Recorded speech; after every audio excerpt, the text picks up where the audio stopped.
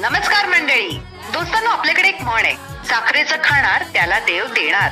म्हणजे काय, चांगली इच्छा ठेवणाऱ्या व्यक्तीच्या मनाप्रमाणे गोष्टी घडत असतात. कसं आहे ना, प्रत्येक पदार्थाचा गुणधर्म आपल्या स्वभावात उतरत असतो आणि स्वभावाचा कृतीमध्ये. एकूणच काय मंडळी, तर आपण काय विचार करतो, ते काय काय खातो, या सगळ्या गोष्टींचा आपल्या जडणघडणीवरती परिणाम होत असतो. आणि म्हणूनच तुमच्या विचारांना दिशा देण्यासाठी मी आरजे रेश्मा आणि स्मितींद्रीत आलोय आपल्या शाळेबाहेरच्या शाळेत. स्मितींजी, जेव्हा आपण जडणघडण हा शब्द उच्चारतो तेव्हा सगळ्यात आधी डोळ्यासमोर येतं ते म्हणजे आहार. तर आज तुम्ही पोषक आहारावरती थोडासा प्रकाश टाकाल का? हो, आणि खरं तर हा प्रश्न तू आज विचारतेस. नुकतंच NFHS म्हणजे राष्ट्रीय कौटुंबिक स्वास्थ्य सर्वेक्षणाचा रिपोर्ट जारी झालेला आहे आणि त्या रिपोर्टमध्ये काही चांगल्या बाबी आहेत आणि काही चिंताजनक बाबी आहेत. त्याच्यामधली चांगली बाब अशी की जवळपास 73% मुलं महाराष्ट्रातली अशी आहेत ज्यांचं वॅक्सिनेशन म्हणजे टीकाकरण जे व्हायला पाहिजे ते झालेलं आहे त्यांच्या वयाप्रमाणे. पण चिंताजनक आकडेही सुद्धा त्याच्यामध्ये आहेत. फॉर एक्झाम्पल की अशी 5 वर्षाखालची मुलं ज्यांची वाढ खुंटलेली आहे, योग्य पद्धतीने वाढ झालेली नाही, अशी साधारणपणे महाराष्ट्रामध्ये 35% मुलं आहेत. शिवाय जर आपण त्यांच्या वजनाचा विचार केला तर कमी वजन असलेली जी मुलं आहेत जवळपास 36% मुलं आहेत. अशा काही गोष्टींचा जर आपण संबंध लावला आणि ते बघितलं तर असं दिसतं की एकंदरीतच मुलांच्या वाढीबद्दल थोडीशी चिंताजनक परिस्थिती अजूनही आपल्या राज्यामध्ये आहे. 5 वर्षाच्या खालील मुलांच्या मृत्यूचा दर जर पाहिला तर तो 28% आहे. तर हे दुर्दैव आहे की महाराष्ट्रासारख्या राज्यामध्ये हे होतंय आणि भारतासारख्या देशामध्ये हे होत आहे. तर या सगळ्याचा आपण गांभीर्याने विचार केला पाहिजे, कारण मुलांच्या ह्या वाढीचा त्यांच्या पुढील शिक्षणात आणि त्यांच्या एकंदरीतच होणाऱ्या सर्वांगीण विकासामध्ये फार महत्वाचा आणि मोलाचा वाटा असतो. आणि त्यासाठी पुरेसा आहार आणि त्यांची योग्य ती स्वास्थ्यानुसार काळजी घेणं ही पहिल्या 7-8 वर्षांमध्ये अतिशय महत्वाची असते. आणि आपण याच्याबद्दल नेहमीच बोलत आलोय की पहिली 8 वर्ष किती महत्वाची आहेत, किती झपाट्याने वाढ होते आणि किती झपाट्याने आपण गोष्टी शिकत असतो. त्यामुळे जर आहारावर हे सगळं निर्भर असेल तर मुलांच्या वाढीमध्ये माझ्या मते आहाराचं फार महत्व, त्यांना पौष्टिक आहार मिळण्यासाठी आपण सतत प्रयत्न केले पाहिजे. आता याचा संबंध गरिबी आणि श्रीमंतीशी अजिबात नाही. आपण मुलांना कोणत्या सवयी लावतो, कोणते अन्नपदार्थ खायला देतो, ते किती प्रमाणात देतो, त्याच्यात वेगवेगळ्या चवी आपण मुलांना कशा शिकवतो, या सगळ्याचा त्याच्यामध्ये खूप संबंध आहे. आणि म्हणून आता आपण थोडीशी आणखीन विशेष माहिती आहार आणि मुलांची वाढ याच्या संदर्भात समजून घेऊया. ओके. न्यूट्रिशनचा जर विचार केला, स्पेशली ह्या 1 ते 8 वयोगटातल्या मुलांसाठी, तर हा त्यांच्यासाठी सगळ्यात महत्त्वाचा काळ आहे. कारण असं की मुलांची जशी फिजिकल डेव्हलपमेंट होत असते, वजन वाढतं, उंची वाढते, ओव्हरऑल शारीरिक वाढ होत असते, त्याच्याचबरोबर त्यांची मानसिक वाढसुद्धा होत असते. कारण मुलांना कळायला लागतं, त्यांचे चॉईसेस तयार व्हायला लागतात, इम्युनिटी वाढायला लागते, ब्रेन डेव्हलपमेंट होत असतं. एवढ्या सगळ्या गोष्टी एका वेळी ह्या वयोगटात एवढ्या फास्ट होत असतात की अशा वेळेस सगळ्यात जास्त गरज त्यांना खूप चांगलं न्यूट्रिशन मिळावं. आणि ज्याला आम्ही म्हणतो की न्यूट्रिशन डेन्स फूड, म्हणजे एकाच घासामधनं 4 घासांचा ऐवज मुलांना कसा मिळेल विथ रिस्पेक्ट टू न्यूट्रिशन, कॅलरीजचा विचार न करता. तर हे खूप महत्त्वाचं आहे. तर होलिस्टिक डेव्हलपमेंट मुलांची व्हावी ह्या दृष्टीने न्यूट्रिशन मुलांचं फार महत्त्वाचं आहे. तर त्याच्यासाठी ठराविक अन्नघटक कमी प्रमाणात एक वेळ मिळाले तरी चालतील, पण ते रोजच्या रोज मुलांना मिळणं महत्त्वाचं आहे. म्हणजे काय की क्वालिटी ऑफ फूड हे मुलांच्या क्वांटिटी ऑफ फूडपेक्षा महत्त्वाचं आहे. कारण काय होतं की बऱ्याच वेळेला आई बाबा म्हणतात अशा वेळेस मुलांना खेळण्यातच जास्त इंटरेस्ट असतो, मग फार खात नाहीत, कमी खातात. तर कमी खाणं हा इश्यू नाही आहे, पण ते कमी खाताना सुद्धा काय खात आहेत ह्याचा विचार होणं हे फार महत्त्वाचं असतं. आणि ह्या सगळ्यामध्ये 1 ते 8 हा वयोगट असा आहे की हळूहळू आईचं दूध सोडून मुलं बाकीचे वेगवेगळे पदार्थ खायला लागतात, त्यांच्या आवडीनिवडी हळूहळू डेव्हलप व्हायला लागतात. तर त्याच्यामुळे ह्या लहान वयात जितके वेगवेगळे पदार्थ, जितके वेगवेगळे टेक्स्चर्स, वेगवेगळ्या चवी किंवा स्वतःच्या हाताने खाणं हे सगळं जेवढं आपण जास्तीत जास्त मुलांना इंट्रोड्यूस करायला सुरुवात करू तेवढा त्यांचा आहारामधला किंवा त्यांच्या फूडमधला इंटरेस्ट वाढतो. कारण ओव्हरऑल सर्वांगीण विकासासाठी ही सुद्धा स्किल मुलांची डेव्हलप होणं फार महत्त्वाचं असतं. तर त्या दृष्टीने जो काही आहार आपण देणार आहोत त्याच्यात दरवेळी काहीतरी वेगवेगळे टेक्स्चर्स असतील.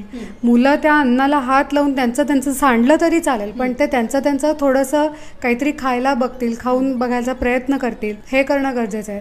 जेवढ्या वेगवेगळ्या जास्तीत जास्त चवी मुलांना इंट्रोड्यूस करता येतील ते महत्त्वाचं असतं. बऱ्याच वेळेला काय होतं की लहान मुलं रडायला लागली, काही खात नाही आहेत, पटकन फर्स्ट हे असतं की काहीतरी गोड द्यायचं म्हणजे मुलं ते खातात. पण ह्याच्यात असं होतं की मग त्या गोड चवीची एवढी आवड मुलांना डेव्हलप व्हायला लागते की मग ते बाकीच्या चवी रिजेक्ट करतात किंवा बाकीच्या चवी मग खात नाहीत. त्याच्यामुळे आपल्या ज्या बेसिक 6 चवी आहेत, तिखट, गोड, खारट, आंबट, तुरट आणि कडू, ह्या सगळ्या चवी मुलांना इंट्रोड्यूस होणं खूप महत्त्वाचं. आम्ही आता कडू चव काय अगदी लगेच कारल्याची भाजी मुलांना खायला घालायची असं नाही, पण मेथीसुद्धा कडू असते किंवा मोड आलेली मेथी किंवा एखाद्या वेळेस जे काय आपण अगदी साधा वरण भात जरी मुलांना दिला तरी एक चिमूटभर त्याच्यात मेथीची पूड घातली तर या चवी सगळ्या हळूहळू मुलांना त्याची ओळख व्हायला लागते. म्हणजे मग पुढे जाऊन कंप्लेंट्स पालकांच्या येत नाहीत की आमची मुलं हे खातच नाहीत किंवा ठराविक पदार्थच खातात.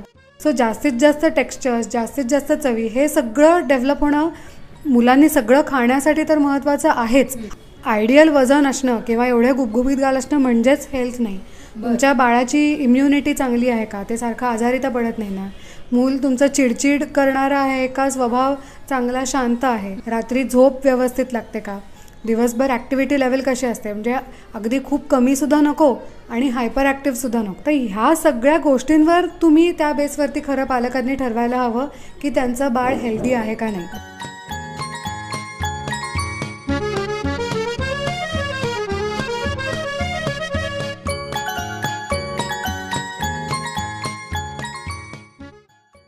अगदी खरं आहे स्मितींजी. पोषक आहार मुलांच्या वाढीसाठी अगदी आवश्यक आहे आणि अर्थातच पालक म्हणून आपण काय करू शकतो हेही आज आम्हाला कळलं. मग स्मितींजी, आज आपण बालवर्गासाठी काय अभ्यास दिला होता?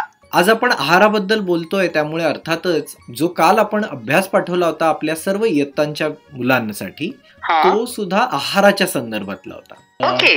आपल्या बालवर्गाच्या मुलांना आपण असं म्हटलं होतं की भाज्यांमध्ये पालेभाज्या आणि फळभाज्या यांची नावं सांगा आणि त्याचं वर्गीकरण करून सांगा. म्हणजे पालेभाज्या कोणत्या, फळभाज्या कोणत्या.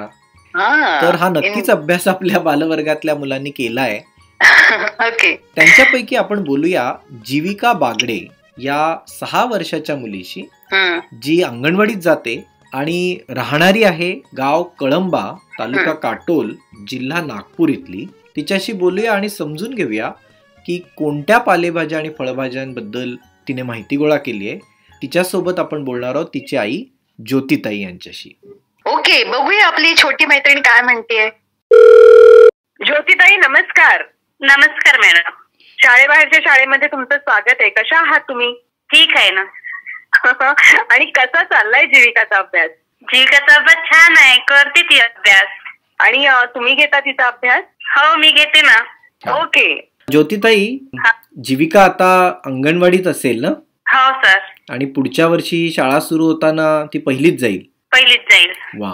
मग तिच्या शाळेची पूर्वतयारी करण्यामध्ये शाळेबाहेरची शाळेचा तुम्हाला काही उपयोग होतोय का? हो, होतो ना सर. वा. कसा होतो थोडक्यात सांगाल का? हो, ती शाळेत जाते. आमच्या घरासमोर बुद्धविहार आहे, तिथे आमच्या गावातली मुलगी शिकवते. ती थोडंफार जाऊन बसते, अभ्यास करते. वा, छान. आणि घरी आल्यावर मला विचारते पण. वा, छान. आणि तुम्ही तिला गोष्टी वगैरे सांगता ना? हो सर. वा, छान. म्हणजे सध्या शाळा अंगणवाडी जरी बंद असल्या तरी अवतीभवती कोणीतरी आपल्याला मदत करतंय आणि छोट्या मुलांच्या शिक्षणासाठी हे प्रयत्न सुरू ठेवले आहेत आणि अशा प्रकारे आपली शाळेबाहेरची शाळा जिवंत ठेवली आपण. तर याबद्दल तुम्हाला काय वाटतं? ते खूप छान आहे. म्हणजे थोडे बहुत मुले घेऊन बसतात, शिकवतात, काहीतरी शिकवतात. नाहीतर सर अजिबात शाळा बंद राहिली असती, कोणी शिकवलंही नसतं, शाळेबाजी शाळा नसती घेतली तर अभ्यास मुला केलाच नसता. बरोबर बरोबर बरोबर. आम्ही जीविकाशी बोलू शकतो का ज्योतिताई? हो सर, बोला. हॅलो. हॅलो जीविका, कशी आहेस तू? मी चांगली आहे. काय करत होतीस? मी तुमच्या संग बोलत आहे. अरे वा. बर, छान छान, आवडलं आम्हाला तुझं उत्तर. बरं, अच्छा, आधी आम्हाला सांग तुझ्या गावाचं नाव काय आहे? कलंबा. काटोल ना? हो सर. काटोल मधलं गाव खूप छान गाव आहे. बरं, अच्छा, आम्हाला सांग, काल जो आम्ही अभ्यास पाठवला होता त्यात असं म्हटलं होतं की भाज्यांमध्ये पाले, फळभाज्या यांचं थोडं वर्गीकरण आम्हाला सांगशील का, की कोणत्या भाज्या पालेभाज्या असतात आणि कोणत्या भाज्या फळभाज्या असतात? पालेभाज्या असतात पालक, मेथी, चवळी. बर, आणि फळभाज्या? फळभाज्या असतात कांदा, आलू, टमाटर, कोबी, कारली, गवार. बर, ओके, छान, व्हेरी गुड. अच्छा, कांदा हे तसं म्हणशील तर फळ नसतं, ते जमिनीच्या आत येतं. पण बाकी जे आहेत ना, टोमॅटो किंवा वांग, ह्या सगळ्या भाज्या ज्या असतात त्या फळभाज्या म्हटल्या जातात. हो सर. वा, छान. अच्छा, तुला कोण दीदी शिकवते? माझी निधी ताई. अच्छा, निधीताई शिकवते का? हो. वा, छान. निधीताई कितवीला शिकते आहे? ती 8वीत आहे सर. वा, गुड. आणि ती तुम्हाला पण शिकण्यामध्ये मदत करते ना? हो सर. Very good. काय काय करता तुम्ही रोज गंमत जम्मत? आणि अभ्यास करतो सर. आणि खेळता का? हो सर. Very good. खेळायला पण पाहिजे हा, थोडं थोडं. ओके. अच्छा जीविका, एखादं छानसं आमच्यासाठी एखादं गाणं म्हणशील का? कविता, गाणं? कविता म्हणू का सर? म्हण ना, म्हण. अगुबाई ढगुबाई लागली कळ, ढगाला उन्हाची केवढी झळ, थोडी ना थोडकी लागली स्वार, डोंगराच्या डोळ्याला पाण्याची धार, वारा वारा गारा गारा सो सो सो, ढुला ढुला ढगा डुम डुम डुम, वीजबाई अशी काय तोड्या म्हणजे खडी, आकाशाच्या पाठीवर चम चम छडी, खोल खोल जमिनीचे उघडून दार, बुड बुड बेडकांची बडबड फार, डुंबायला डबकाचं करूया तलाव, साबू विजू नको थोडा चिखल लगाव. वा, छान ना. मस्त. अच्छा जीविका, आम्हाला हे सांग, तुला कोणती पालेभाजी आणि फळभाजी आवडते खायला? मला मेथी आवडते सर. वा, आणि फळभाजी? आणि कोबी. अरे वा. व्हेरी छान. गुड. छान. भाज्या रोज खायला पाहिजेत, तरच आपल्याला छान ताकद येईल, नाही का? हो सर. Very good. खूप छान. तुझ्याशी बोलून आणि तुझ्या आईशी बोलून आम्हाला खूप मजा आली. All the best. बरं, bye bye. Bye sir. Bye. आणि निधीताईला पण बाय बाय सांग आमचा. हो सर. बरं, बाय. स्मितींची, आज आपण आहाराबद्दल एवढं बोलतोय, पण मला ना एक छोटा प्रश्न असा पडतोय की नेमका कोणता आहार किती प्रमाणात खायचा? खरं तर हा मोठा प्रश्न आहे, आणि रोज घरामध्ये स्वयंपाक बनवणारी जी व्यक्ती असते तिच्या समोर असलेला हा मोठा यक्ष प्रश्न असतो. आज काय बनवायचं? आज काय बनवायचं? नवनवीन रोज पदार्थ कुठून शोधून काढायचे? हो. तर त्याच संदर्भात काल आपण आपल्या 3री ते 5वीच्या मुलांना अभ्यास पाठवला होता. धान्य आणि भाजीपाला याच्यापासून कोणकोणते पदार्थ बनवले जातात याची माहिती गोळा करायला त्यांना सांगितली होती. अरे वा, मस्त. अशी माहिती मिळाली ना की छान वेगवेगळे पदार्थ सुद्धा आपल्याला बनवता येतील. हो ना. आणि खरं तर रेश्मा, म्हणजे नुसतेच पदार्थ बनवता येणं हे नक्कीच कौशल्याचं काम आहे आणि ते यायला पाहिजेच. पण मला वाटतं त्याच सोबत आपल्याला जर ही माहिती मिळाली की कोणत्या अन्नपदार्थापासून कोणती जीवनसत्व मिळतात, कोणते कार्बोहायड्रेट्स मिळतात, काय फायदा होतो नेमका कोणत्या अन्नपदार्थामुळे, तर ही माहिती सुद्धा असणं आपल्याला आता काळाची गरज आहे आणि ते आवश्यक आहे. करेक्ट. म्हणूनच आपण आता बोलणार आहोत आपल्या आजच्या मुलाखतीच्या सदरेमध्ये आहार तज्ञ आदिती शेलार यांच्याशी, आणि समजून घेणार आहोत की काय आहे नेमका या आहाराबद्दल, आपण नेमकी कशी काळजी घ्यायला पाहिजे, काय खायला पाहिजे, किती प्रमाणात खायला गेलं पाहिजे. तर मुलांच्या वाढीच्या दृष्टीने आपण त्यांच्याशी संवाद साधणार आहोत. ओ ग्रेट, ऐकूयात. नमस्कार आदितीजी, तुमचं शाळेबाहेरची शाळा या कार्यक्रमामध्ये स्वागत आहे. नमस्कार. आदितीजी, आम्हाला हे समजून घ्यायला आवडेल की लहान मुलांच्या वाढीबद्दल आणि त्यांच्या आहाराबद्दल आज आम्ही चर्चा करतोय. तुम्ही आहार तज्ज्ञ आहात, गेली अनेक वर्ष तुम्ही या क्षेत्रामध्ये काम करताय, तर आम्हाला तुमच्याकडून समजून घ्यायला आवडेल की मुलांना आपण जेव्हा आहार देतो आणि विशेषतः त्यांच्या वाढीसाठी आणि ते आजारी पडू नयेत म्हणून जे आपल्याला अन्न दिलं पाहिजे मुलांना, तर त्यात हे कसं समजायचं की कोणत्या अन्नापासून कोणती पोषक तत्व आपल्याला मिळतात? म्हणजे पालक म्हणून आम्हाला समजून घ्यायला आवडेल आणि मुलांनाही आम्हाला हे समजून घ्यायला आवडेल की काय खाल्ल्याने काय मिळतं नेमकं आपल्या शरीराला. मुलांच्या दृष्टीने बोलायचं झालं तर त्यांची मुलांचं वाढतं वय असतं, त्यामुळे आपण जे पोषक तत्व त्यांच्यासाठी जे गरजेचे असतात ते असतात की प्रोटीन्स किंवा प्रथिने जे आपण बोलतो. सो प्रोटीन्स प्रथिने हे मोस्टली मुलांना दूध, दुधाचे पदार्थ, मांसाहारी पदार्थ किंवा डाळ, कडधान्य या गोष्टींपासून मिळतात. सो हे वाढत्या मुलांच्या दररोजच्या जेवणामध्ये किंवा पूर्ण दिवसाच्या आहारामध्ये इन्क्लूड करणं भरपूर इम्पॉर्टंट आहे. वाढत्या जे वय असतं त्यांची वाढतं शरीर असतं, त्या शरीरामध्ये जी हाडं असतात ती हाडं पण जशी आपण मुलांचं वय वाढत जातं त्याच्यामुळे ती हाडं वाढून ती स्ट्रॉंगर बनवण्यासाठी कॅल्शियमची जास्त गरज असते. बरोबर आहे. तो कॅल्शियम हे दूध व दुधाच्या पदार्थांपासून मिळतं, जे मांसाहारी पदार्थ आणि अंड यांच्यापासून मिळत असतं. पण फक्त कॅल्शियम घेऊन ते चालत नाही, आपल्याला त्याच्याबरोबर सपोर्ट द्यायला त्याला ड जीवनसत्व म्हणजे व्हिटॅमिन डी जे आपण बोलतो त्याची फार गरज असते, कारण की आपल्या हाडांमध्ये कॅल्शियम ऍब्सॉर्ब करायला व्हिटॅमिन डी लागतं. ड जीवनसत्व जे आहे ते आपल्याला फ्रीली अवेलेबल आहे, त्याच्यासाठी आपल्याला काही म्हणजे विकत आणून खायची गरज नाहीये, ते आपल्याला सूर्याच्या प्रकाशापासून मिळतं. म्हणजे आपल्या मुलांना जर ड जीवनसत्व हवं असेल तर सकाळच्या कोवळ्या उन्हात जरी ती खेळली तरी त्यांना ते सध्या कसं पोल्युशन लेवल्स वगैरे जास्त असतात, त्यामुळे सकाळचं एकदम कोवळं ऊन असं नाही, एक 10 ते 11 वाजेपर्यंत जे ऊन असतं त्या उन्हात जर आपण म्हणजे आता सध्या कोविडच्या पॅन्डेमिकमुळे आपण जास्त बाहेर पडत नाही, पण जर सोशल डिस्टन्सिंग ठेवून आपण किंवा स्वतःला आयसोलेट करून कुठे जर मुलांना देता आलं ते ऊन तर त्यांच्यासाठी बेटर राहील.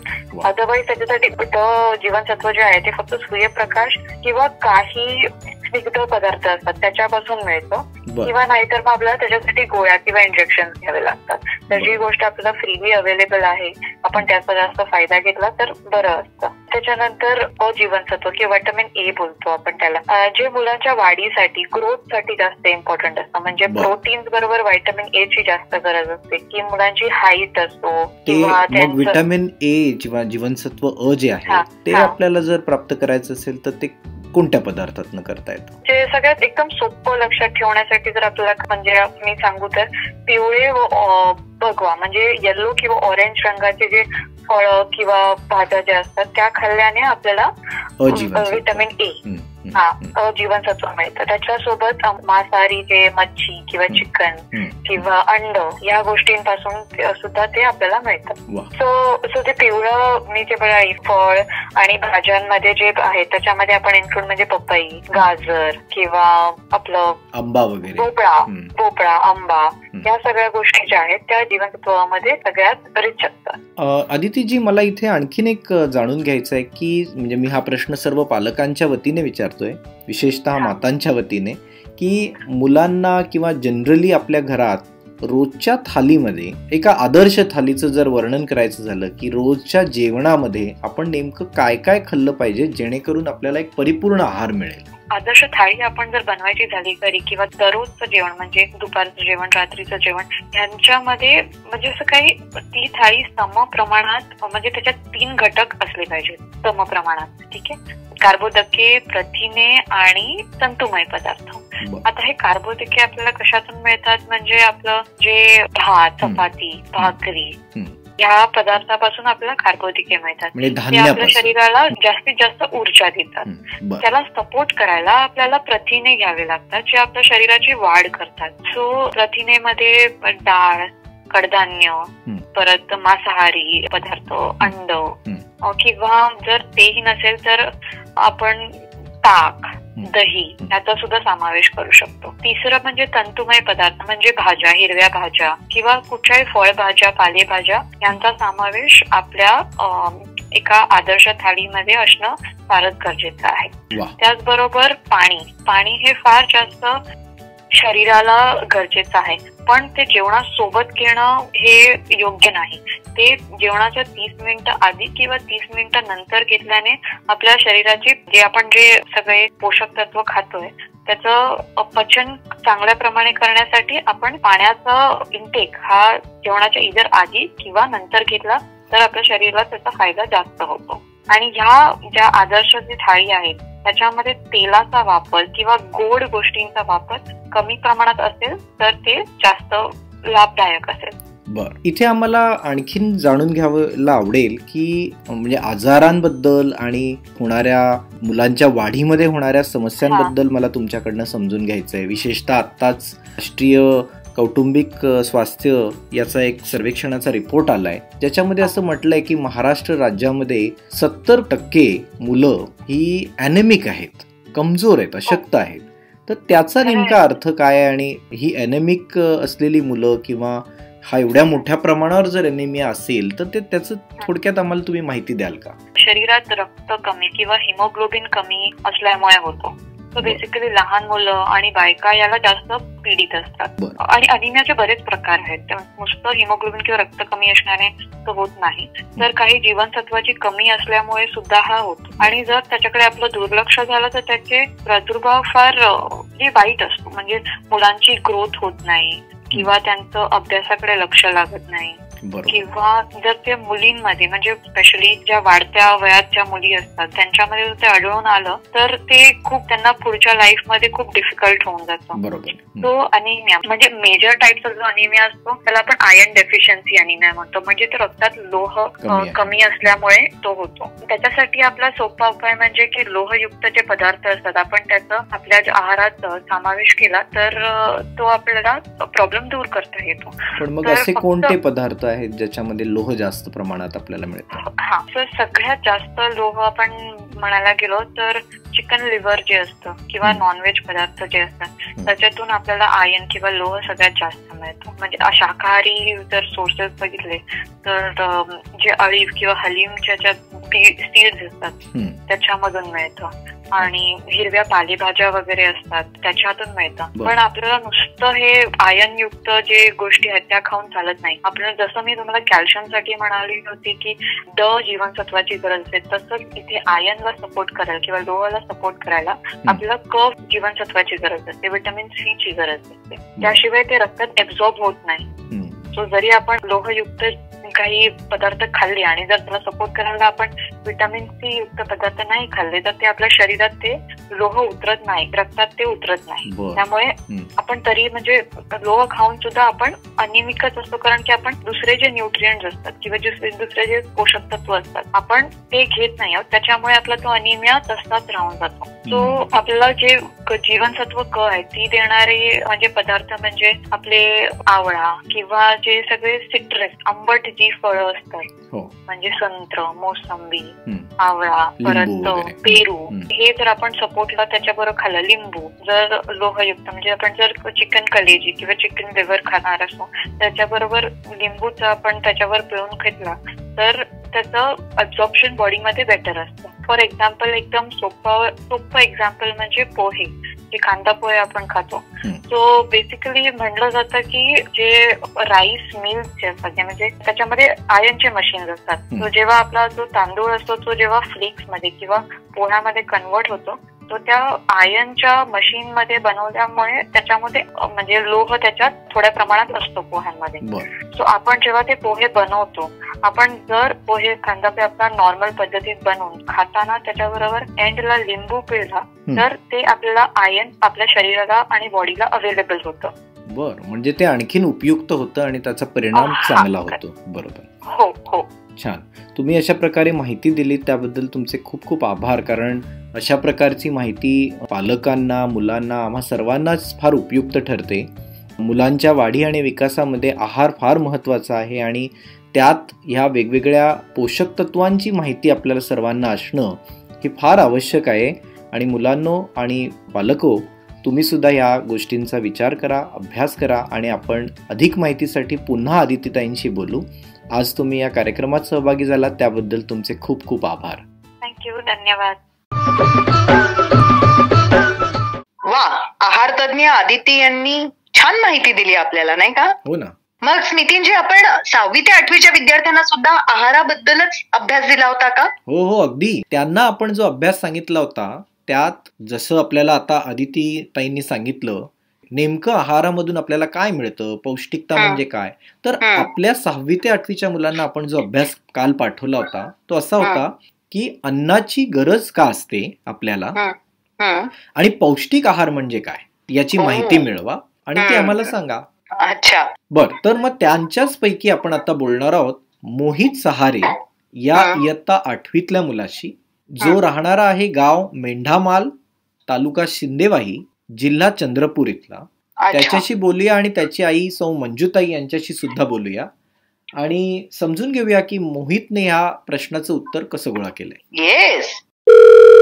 मंजुताई नमस्कार. शाळेबाहेरच्या शाळेमध्ये तुमचं स्वागत आहे. नमस्कार मॅडम, बोला. कशा आहात? खूप छान आहे मी. तुम्ही पण कशा? आम्ही पण मस्त. ऐकता का तुम्ही आपला हा कार्यक्रम? हो, ऐकतो ना आम्ही. ओके. आणि मोहितला मेसेज मिळत आहेत का अभ्यासाचे रोज? हो, मिळतात मॅसेज मोहितला. ओके. हो. छान. मंजुताई, मोहित अभ्यास चांगला करतो का? हो, करतो ना अभ्यास. छान. मग त्याला काय काय करायला आवडतं अभ्यासाव्यतिरिक्त? वाचन करतो, वाद्य वाजवतो. अरे वा. लिहितो वगैरे, लिहायचं आहे छंद. छान. आणि त्याला सगळ्यात आवडतं काय खायला? जेवण करतो ना छान, वरण भात आवडतो. हो. अच्छा अच्छा अच्छा. तुम्ही म्हणालात की त्याला वाद्य वाजवायला आवडतं. कोणतं वाद्य वाजवतो तो? हो, वाद्य वाजवते ना तो. ऑर्गन वाजवतो. आता सध्या शिकून राहिला आहे, क्लास लावले आहे आम्ही. वा. अच्छा, मस्त. आणि ऍक्सोपॅट वगैरे वाजवतो. छान. Very nice. आणि तुम्हालाही तो विनायकला पण आवडते, पण आता सध्या नाही का आम्ही त्याचं म्हणजे वाद्याच घेत आहे सध्या क्लास. अच्छा, म्हणजे आणि अभ्यास पण आवड आहे. हो. Very nice. छान. मंजुताई, त्याच्या खाण्यापिण्याचे आणि एकंदरीतच त्याच्या कलागुणांना जपण्याचं काम तुम्ही छान करताय. हो सर. हो, चालेल. मग आम्ही मोहितशी बोलू शकतो का? हो, ठीक आहे ना, बोलू शकतो त्याच्यासोबत. हॅलो मोहित. हॅलो सर, नमस्कार. नमस्कार. कसा आहे? मी छान आहे. कसे आहात? आम्ही पण छान आहोत. आणि तुझा अभ्यास कसा सुरू आहे? छान सुरू आहे. बर. आणि तुला छान वाद्य वाजवता येतं असं आई म्हणाली. हो सर. मोहित, तुला जो काल आम्ही अभ्यास पाठवला होता, अन्नाची गरज का असते आणि पौष्टिक आहार म्हणजे काय, तर ह्याची माहिती गोळा केली आहेस का तू? हो सर. मग सांग बरं काय माहिती गोळा केली आहेस. एक मिनिट हा, आधी मागच्याना सगळ्यांना शांत राहायला सांग जरा. हो सर. बर, सांग काय माहिती गोळा केली आहेस. अन्नाची गरज का असते व पौष्टिक आहार काय. आपल्या शरीराचे काम व्यवस्थित चालावे यासाठी शरीराला अन्नाची गरज असते. अन्नामुळे आपल्या शरीराला ताकद व ऊर्जा मिळते. बरोबर. व शरीराची होणारी झीज भरून येते, काम करण्याची शक्ती मिळते, म्हणून आपण अन्नाची गरज असते. आणि पौष्टिक आहार म्हणजे काय बरं? रोजच्या अन्न पदार्थात पुरेशा प्रमाणात पोषण तत्वाचा समावेश असणाऱ्या आहाराला पौष्टिक आहार असे म्हणतात. बर. म्हणजे नेमकं त्याच्यात काय काय असायला पाहिजे? पालक, चवळी, मेथी, पालेभाज्या, इतर पालेभाज्या. बर. भाज्या, फळभाज्या, वरण भात, कडधान्य, पोळ्या, चपात्या, भाकऱ्या, असं सगळं असायला पाहिजे ना? वा, छान. तू जेवतोस की नाही पुरेपूर व्यवस्थित? हो, जेवतो सर. Very good. कारण तुझं आता वाढतं वय आहे, त्याच्यामुळे तुला नीट पोषण आहार घेतलाच पाहिजे. हो सर. आणि तू व्यायाम करतोस का? हो सर, सकाळी धावायला जातो. Very good. Very good. छान वाटलं तुझ्याशी बोलून आणि मंजुताई तुमच्याशी बोलून सुद्धा. थँक्यू सर, धन्यवाद. चालेल. ओके, आम्ही पुन्हा बोलू काही दिवसांनी. Bye bye. हो सर, बाय.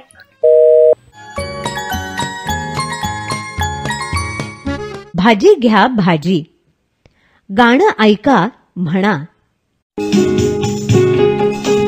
भाजी घ्या हो भाजी, ताजी ताजी भाजी. भाजी घ्या हो भाजी, ताजी ताजी भाजी. चवळी कोवळी कोवळी, लिंबे आंबट पिवळी. चवळी कोवळी कोवळी, लिंबे आंबट पिवळी. पालक शेपू मेथीची, जुडी हिरव्या पातीची. पालक शेपू मेथीची जुडी हिरव्या पातीची